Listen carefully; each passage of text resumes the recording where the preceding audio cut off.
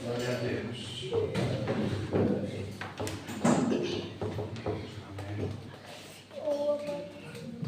Deus é bom.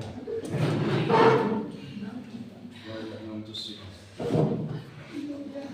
Amém. Estamos a viver tempos únicos. Estamos a viver tempos que algumas pessoas não estavam habituadas. Tempos difíceis, tempos únicos, tempos em que cada vez mais é necessário aquele que se considera crente olhar para Deus. Amém. Este é o tempo que nós não sabemos quanto tempo mais temos, porque o dono do tempo vai fechar o tempo. Então temos que ter algum cuidado. E neste tempo em que nós vivemos, muitas vezes o Evangelho é banalizado. Muitas vezes a palavra de Deus é banalizada. É como uma história qualquer. E as pessoas não tomam atenção àquilo que está escrito. E com esse propósito, hoje de manhã nós vamos falar sobre o Evangelho. O Evangelho diz a Bíblia, e nós já vamos ler. Mas a Bíblia diz que o Evangelho é poder de Deus para aqueles que creem. Amém. E eu estava a pensar um pouco, antes de iniciarmos o culto ao Senhor. O Evangelho é poder de Deus para os que creem. Para os que não creem é loucura. Também nós vamos ler. Mas eu estava a ver, antes de entrarmos na sala, é poder de Deus para todo aquele que crê. Bom, as pessoas podem dizer: eu creio em Deus. Batem no peito e dizem: eu cá tenho a minha fé. A maioria faz isso. Mas quando a Bíblia diz todo aquele que crê, quer dizer para todos aqueles que aceitaram a verdade a respeito de Jesus, a verdade revelada na palavra de Deus, e que andam em conformidade com esta mesma verdade. Amém. Não é só da boca para fora. Porque se andas só da boca para fora, não faz efeito nenhum. Então, o Evangelho é poder de Deus para salvação. Quando nós falamos para salvação, é bom frisar isto. As pessoas pensam que salvação é somente serem salvas do inferno. Não, isso é uma pequena parte da salvação. Salvação é como que um pacote. Salvação engloba salvação do inferno, perdão dos pecados, regeneração, justificação, santificação, enfim, engloba muita coisa. Salvação não é só ser liberto do inferno. Salvação é um pacote que engloba muita coisa. Quando a Bíblia diz que salvação é poder, a Bíblia também nos ensina que poder, como é que o poder de Deus se manifesta? Muitas vezes, muitas pessoas pensam que o poder de Deus manifesta-se com muito barulho, com muita agitação. Certa vez, Paulo não se sentia lá muito bem. E Paulo diz ao Senhor: Senhor, livra-me disto. Cristo estava a apoquentar. E Deus responde a Paulo dizendo: a minha graça te basta. Amém. Depois é interessante a frase que vem a seguir. Porque o meu poder se aperfeiçoa onde? Na fraqueza. Então o poder de Deus manifesta-se na fraqueza dependente. Quando eu digo estou fraco, não quer dizer que eu estou a dizer sou fraco. Okay? É diferente. Uma coisa é eu dizer estou fraco, outra coisa é eu dizer sou fraco. Porque a Bíblia diz quando eu digo que estou fraco, eu sou forte no Senhor. Amém. Então o poder de Deus manifesta-se onde? Na fraqueza.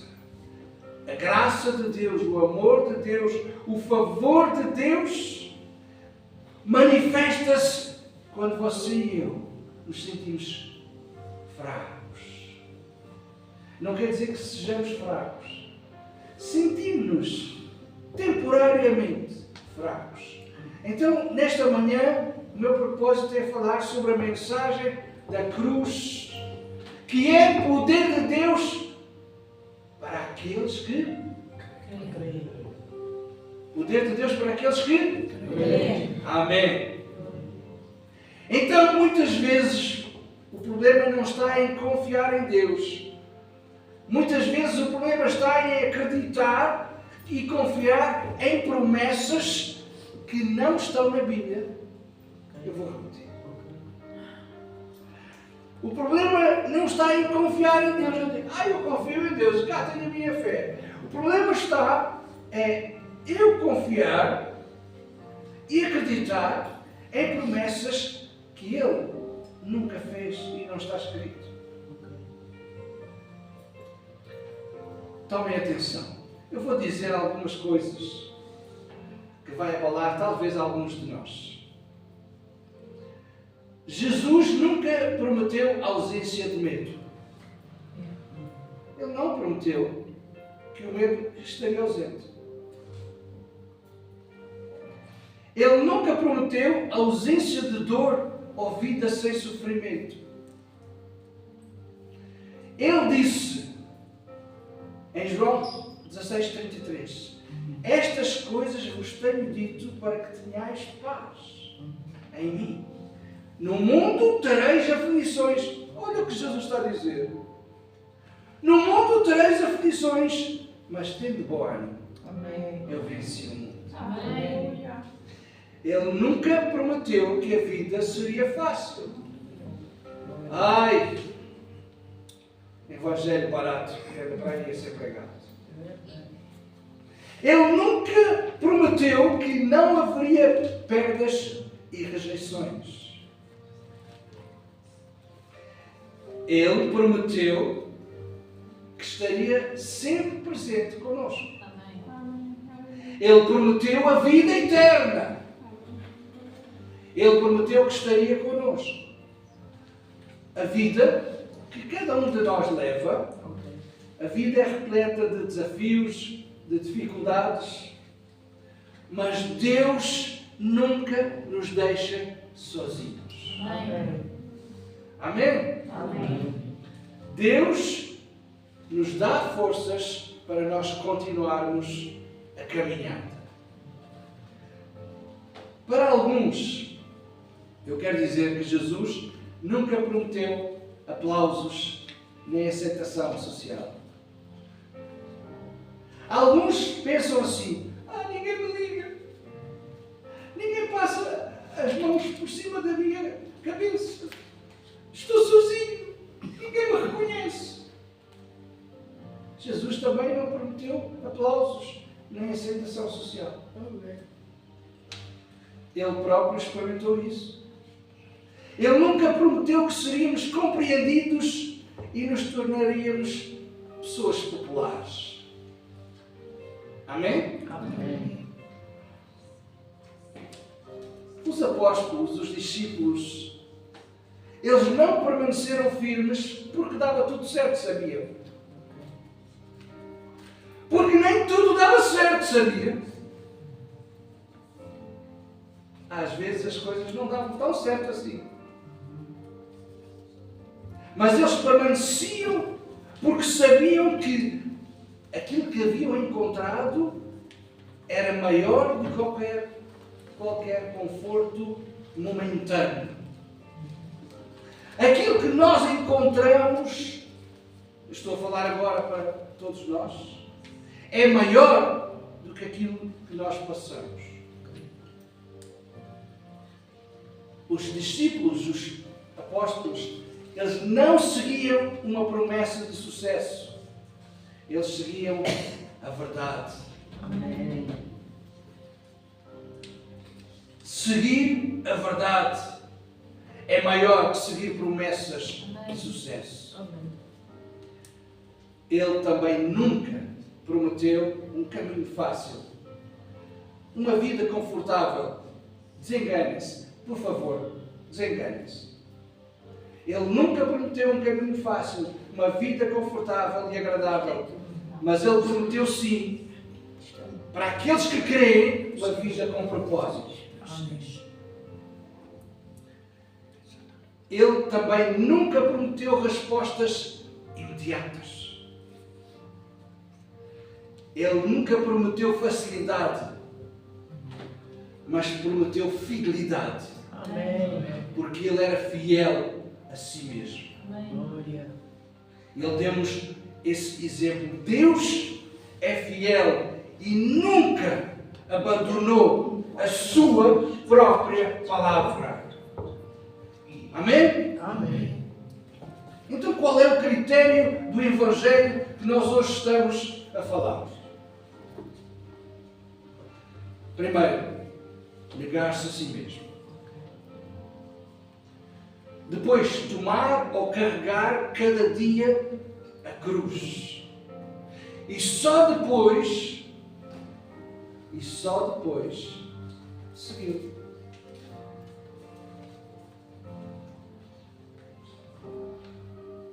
Quem me quiser acompanhar, vamos abrir Romanos capítulo 1. Vamos ler aquilo que nós já dissemos, mas é só para comprovar que aquilo que dissemos é segundo a Bíblia. Há muita gente que prega fora da Bíblia. Mas nós vamos ver. Romanos 1, 16, 17.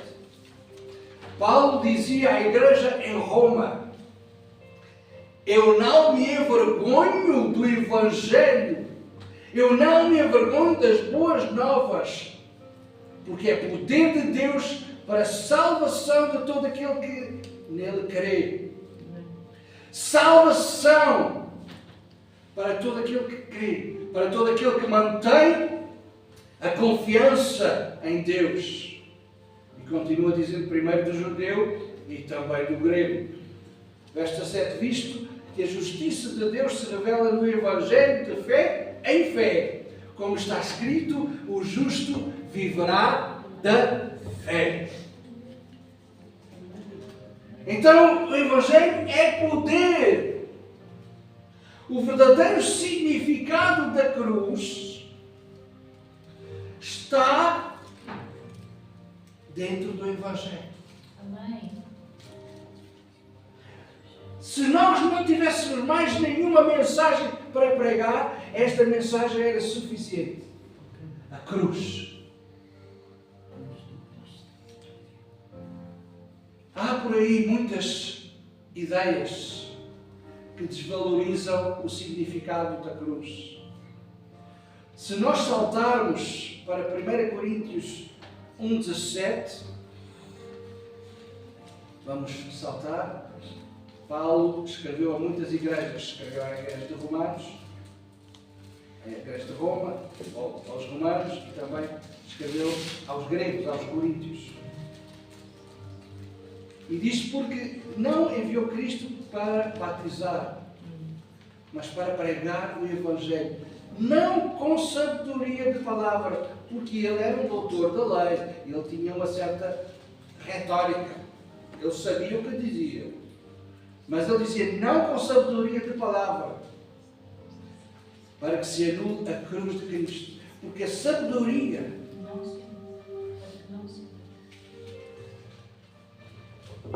aleluia.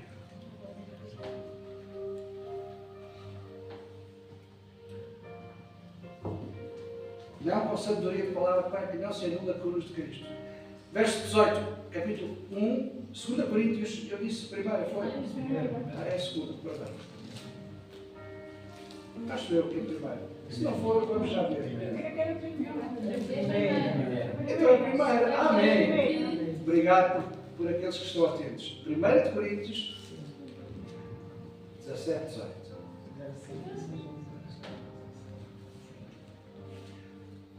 Porque não me enviou Cristo para batizar, mas para pregar o Evangelho, não com sabedoria de palavra, para que não se anule a cruz de Cristo. Verso 18, certamente a palavra da cruz, aqui é que é. A palavra da cruz é loucura para os que se perdem, mas para nós que somos salvos é o poder de Deus. É loucura para aqueles que não querem saber e para aqueles que se perdem, mas para aqueles que creem é poder. É poder. Para aqueles que são salvos, a palavra é poder. Meus irmãos, eu quero vos dizer uma coisa.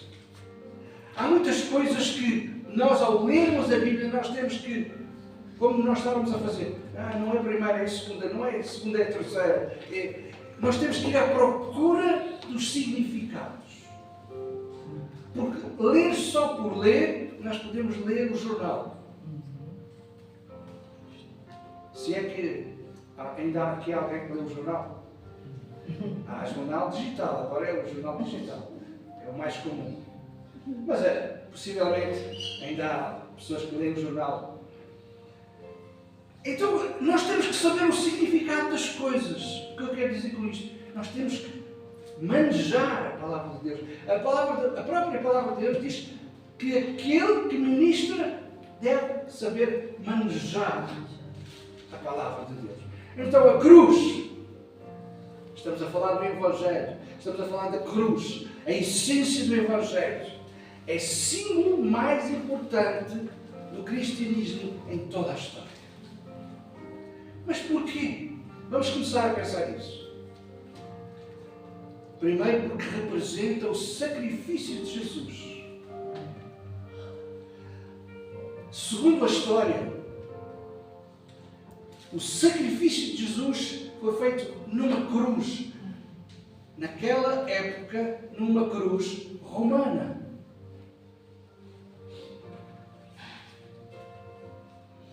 Então a crucificação é vista como um ato de redenção. É visto como um ato de vitória sobre o pecado e a morte. Foi um ponto final. Deus tinha que agir em justiça perante o pecado. Então é um ato de redenção, é um ato de vitória sobre o pecado e sobre a morte. A cruz significa a esperança da vida eterna. É como que um selo.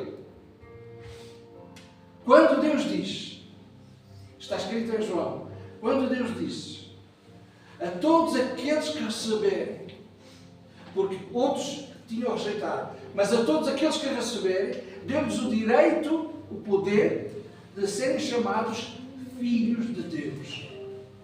Selou. Onde é que é o selo? É na cruz. Então a cruz significa a esperança da vida eterna. Significa a reconciliação com Deus e a possibilidade de renovação espiritual. Transformando aquele instrumento de morte num símbolo de salvação. Amém. A cruz e o sangue que foi derramado naquela cruz selou a salvação para todos aqueles que aceitam o Senhor Jesus. A cruz simboliza o sacrifício de Jesus por toda a humanidade, por todos os homens. Todos os homens, toda a humanidade tem acesso a receber o perdão de Deus. Amém. Toda a humanidade pode receber o perdão de Deus e a salvação. Porque Jesus, na cruz do Calvário, Ele morreu por todos. Sabemos que nem todos querem saber. Mas a salvação é para todos. Morte da cruz é vitória sobre o pecado. A crucificação, naquela época, era um evento doloroso. Não era uma coisa fácil.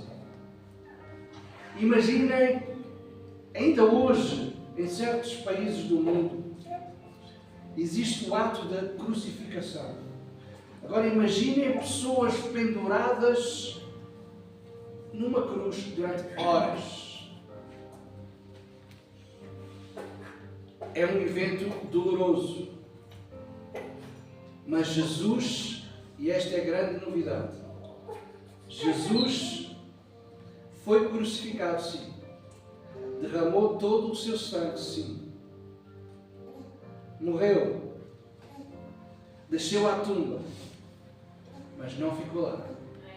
Ao terceiro dia, ressuscitou como símbolo da vitória sobre a morte. Então a cruz é sempre um símbolo ou um sinal de esperança da promessa da vida eterna. Amém. Se nós não falarmos de mais nada, esta é matéria suficiente, porque através da cruz todos nós temos acesso a Deus. A cruz também representa um compromisso. A cruz representa um compromisso. Quando eu disse no início, tomar a cruz, quer dizer que cada um de nós tem que tomar um compromisso. Um compromisso que muitas vezes envolve sacrifícios pessoais. O Evangelho, ninguém disse que o Evangelho era fácil. O Evangelho veio não para dar conforto, veio para confrontar. Amém. Quem promete através da pregação do Evangelho conforto, não está a pregar o verdadeiro Evangelho. Porque o Evangelho veio para confrontar a nossa vontade. Amém. No Império Romano, naquela época, a cruz era um instrumento de tortura, execução brutal. Embora, quando Jesus passou pela terra e quando se deu o ato da crucificação, era um ato romano. Embora a crucificação não vem da origem romana, vem de outras origens. Mas os romanos, eles abraçaram este projeto. Mas eles veem a crucificação de criminosos, porque Jesus foi crucificado como um criminoso. Quem devia estar na cruz era cada um de nós. Ele tomou o nosso lugar. Ele tomou o seu lugar. Ele disse, eu vou tomar o lugar dele. Então Deus tomou o seu lugar. Mas para Ele tomar o seu e o meu lugar, Ele deu um espetáculo aterrorizante. Estava ali o Império Romano. E sabe que o Império Romano era especialista em espetáculos. E este era um grande espetáculo de terror. Um espetáculo de morte. Um espetáculo de sofrimento. Um espetáculo de humilhação. Só quem era crucificado eram os grandes criminosos, os escravos e os rebeldes. Pense, Jesus foi crucificado como um criminoso, como um escravo, como um rebelde. Era uma tortura que nós não podemos imaginar. Em termos de processo de crucificação, podia levar dias exposto ao público. Pessoas com pouca roupa vestida. Ou nenhuma. Eram chicoteadas e depois colocadas numa cruz para pagar a dívida dos seus pecados. A cruz, naquele tempo, intimidava. Hoje, nos tempos em que nós vivemos, o que é que intimida? O Estado intimida, as leis intimidam, a prisão intimida, os polícias intimidam, os governos intimidam. Naquela altura, a cruz intimidava. Quem fizesse o mínimo erro poderia estar sujeito à cruz. Então era uma forma de advertir as pessoas que tomassem cuidado. Os romanos, eles forçavam os prisioneiros a carregar com a cruz até ao lugar da execução. E nós temos a descrição que Jesus tomou a cruz até que, a dado momento, caiu e alguém foi ajudar.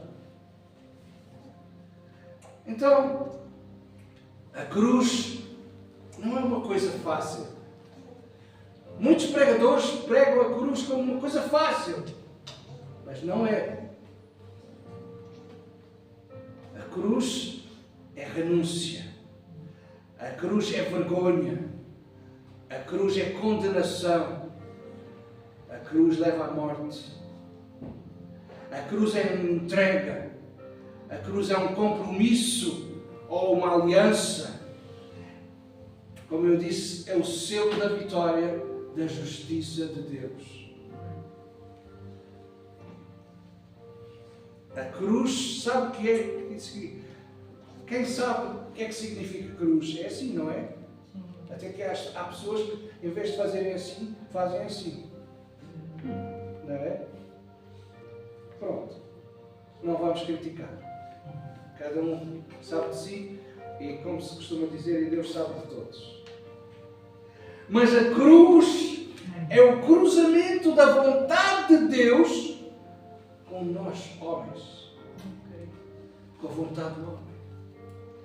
Deus veio lá de cima e cruzou a sua vontade com a nossa vontade. Então, se calhar não está tão errado, as pessoas. Também não está tão certo. Bom, cada um sabe de si. Sinal da cruz.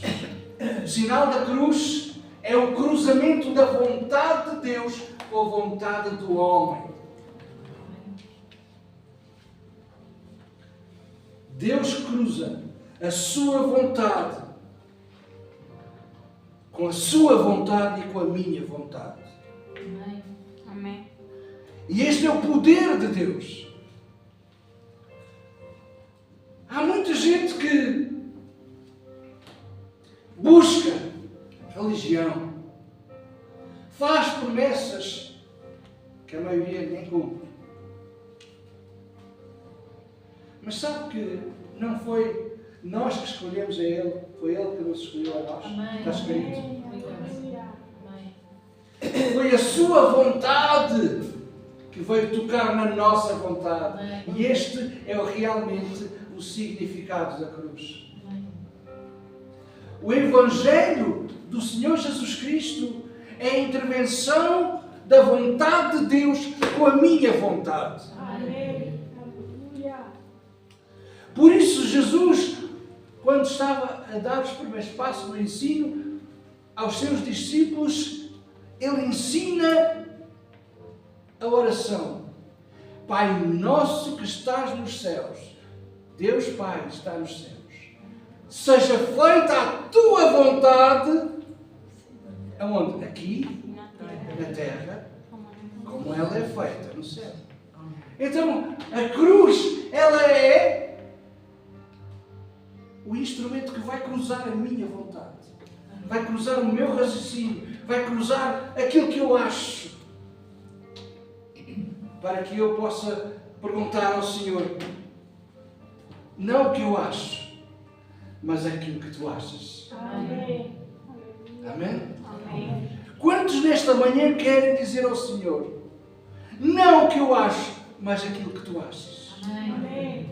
Amém. Amém? Amém. É importante, não a minha vontade, mas a vontade de Deus. Este é o verdadeiro significado do Evangelho. O Evangelho é a cruz, é poder, mas é só poder para aqueles que creem. Amém. Porque se você não crê, é loucura. Nós acabamos de ler. São loucos. São loucos. Para aqueles que creem, é poder de Deus. Para aqueles que não creem, é loucura.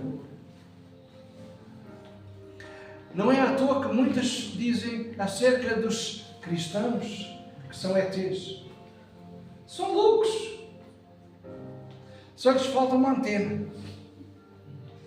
Mas sabe que a antena até existe. Existe. Para todos aqueles que não sabem, existe um telefone direto para o céu. Jeremias certa vez escreveu palavras do Senhor e dizia, clama a mim e responder-te-ei coisas grandes e firmes que ainda não sabes. Clama! Clama crendo. Clama acreditando. Clama tendo mesmo confiança que é verdade. Amém. Clama!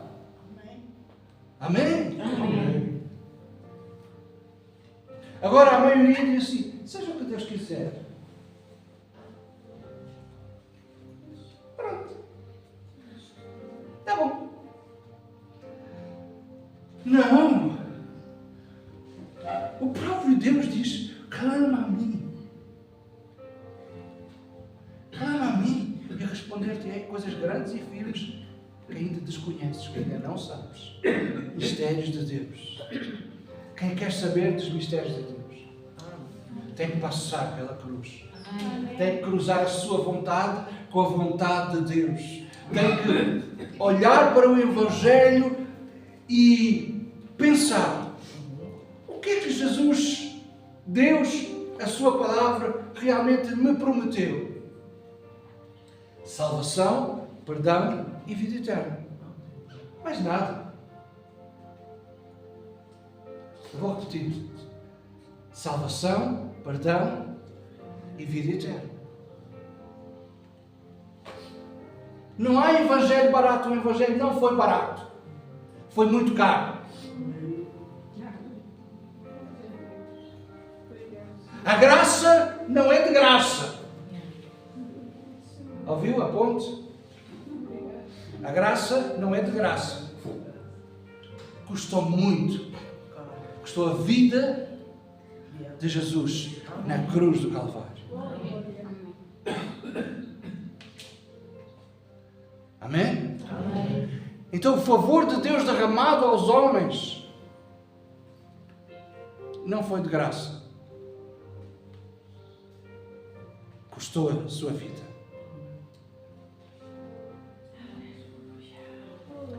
Ontem estávamos a meditar, podemos dizer assim,